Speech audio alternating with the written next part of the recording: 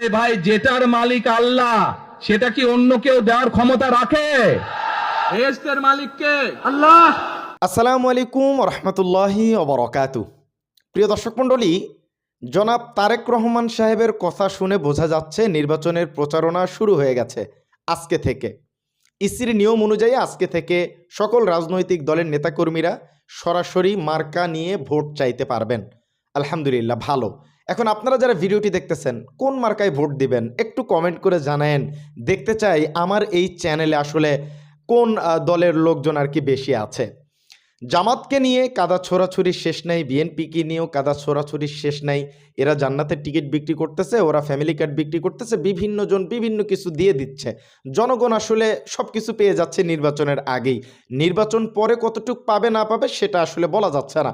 আজকের ভিডিওতে আমরা দেখাবো জনাব তারেক রহমান সাহেব শ্বশুরবাড়ি এলাকায় গিয়েছেন সিলেটে। সেখানে গিয়ে তিনি যে কথাগুলো বলছেন একটা দলকে কেন্দ্র করে, নামটা বললাম না আর কি, তিনি যে কথাগুলো বলছেন আমি একটু চাই আপনাদেরকে শোনাতে। সামনে নির্বাচন, সব দলের কথাই আমরা শোনাবো, কে কাকে কি বলতেছে, কাদের কি আসলে স্ট্যান্ড, কে কি আসলে জনগণের জন্য করবে, এই বিষয়গুলো আপনাদের সামনে উঠে আসা দরকার। তো চলেন বেশি কথা না বেরিয়ে জনাব তারেক রহমান সাহেব আসলে নামটা বলেই দিই, জামাত ইসলামকে ইঙ্গিত করে আসলে অনেক ধরনের কথা বলছে।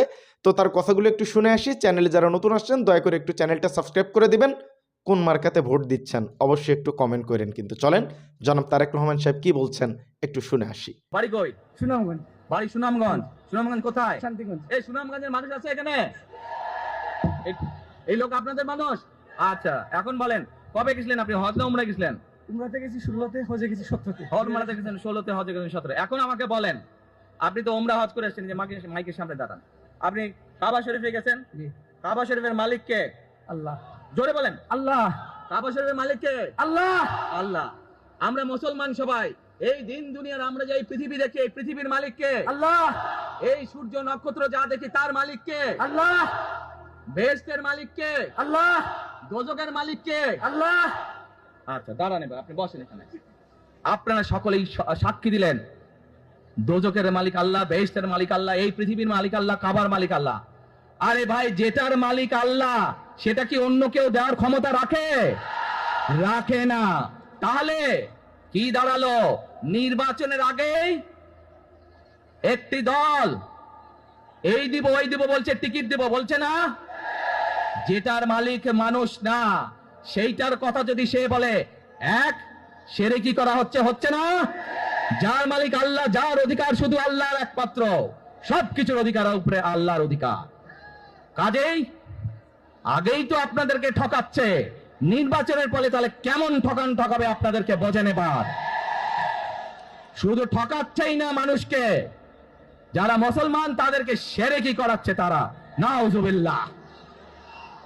প্রিয় ভাই বোনেরা, কেউ কেউ বলে অমুককে দেখেছে, তমুককে দেখেছে, এবার একে দেখেন।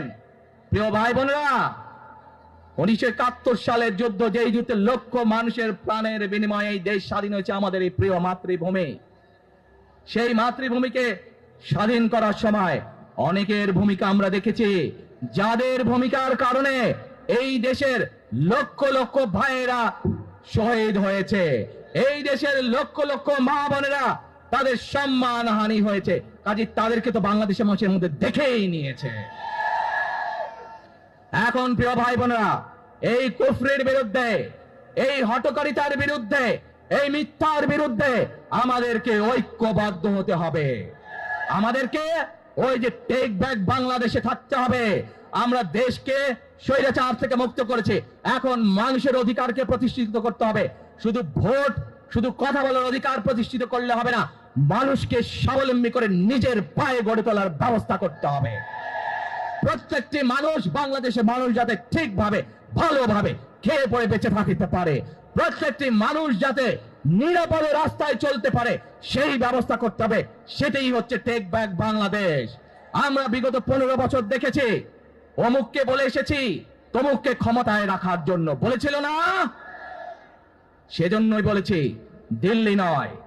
আমরা দেখেছি যারা 71 সালে ছিল তারা কাদের সাথে লাইন দিয়েছিল, যাদের কথা একটু আগে বললাম, যারা মিথ্যা কথা বলে ঠকাচ্ছে মানুষকে, আমরা দেখেছি তাদের আস্তানা কোথায়। সেজন্যই বলেছি, যেমন দিল্লি নয় তেমন পিন্ডি নয়, নয় অন্য কোনো দেশ, সবার আগে বাংলাদেশ। এবং যেহেতু আমরা বিশ্বাস করি দেশের মানুষই হচ্ছে আমাদের রাজনৈতিক সকল ক্ষমতার উৎস, সেজন্যই আমরা দেশের মানুষের ভাগ্য উন্নয়নে বিশ্বাস করি।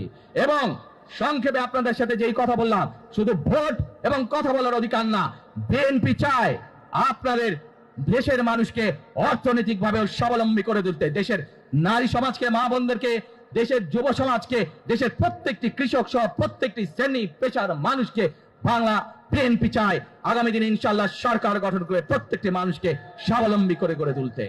প্রিয় ভাই বোনেরা, সেজন্যই আমরা আরেকটি কথা বলি, আমরা দেখেছি কিভাবে শহীদ জিয়ার সময়, দেশে খালেদা জিয়ার সময় দেশকে আমরা এগিয়ে নিয়ে গেছিলাম, দেশে কলকারখানা তৈরি হয়েছিল, মানুষের কর্মসংস্থান হয়েছিল, দেশের মানুষ বিদেশে গিয়েছিল। সেজন্যই আমরা বলতে চাই, করব কাজ গর্ব দেশ, সবার আগে বাংলাদেশ। করব কাজ গর্ব দেশ, সবার আগে বাংলাদেশ। প্রিয় দর্শক মণ্ডলী, জনাব তারেক রহমান সাহেবের কথাগুলো শুনলেন। সব কিছুর মালিক একমাত্র আল্লাহ পাক রব্বুল আলামিন, এটা বাস্তব। জামাতকে নিয়ে যে সমস্ত ভিডিও আমরা সোশ্যাল মিডিয়াতে দেখি, বিএনপিরও এরকম হাজারো ভিডিও আছে। তো কেউ আসলে পাপ মুক্ত না। আমার যেটা ওপিনিয়ন, আমি যেটা আসলে বলতে চাই, আমি কোনো দলের পক্ষ হয়ে যে আপনি ধানের শীষে ভোট দেন, বা আপনি হাত পাখাতে ভোট দেন, বা আপনি কি বলে দাঁড়িপাল্লায় ভোট দেন, এটা আমি আপনাদেরকে বলবো না। তবে আমি একটা জিনিস আপনাদের কাছে চাইবো, সেটা হচ্ছে হ্যাঁ ভোট। আপনি যেই ভোটই দেন, যাকে ভোট দেন, অবশ্যই বাংলাদেশকে নতুন করে সাজাতে হলে আপনাকে হ্যাঁ ভোট দিতে হবে, এটা বাধ্যতামূলক। না ভোট দিয়েন না, না ভোট দিলে বাংলাদেশ এগিয়ে যাবে না।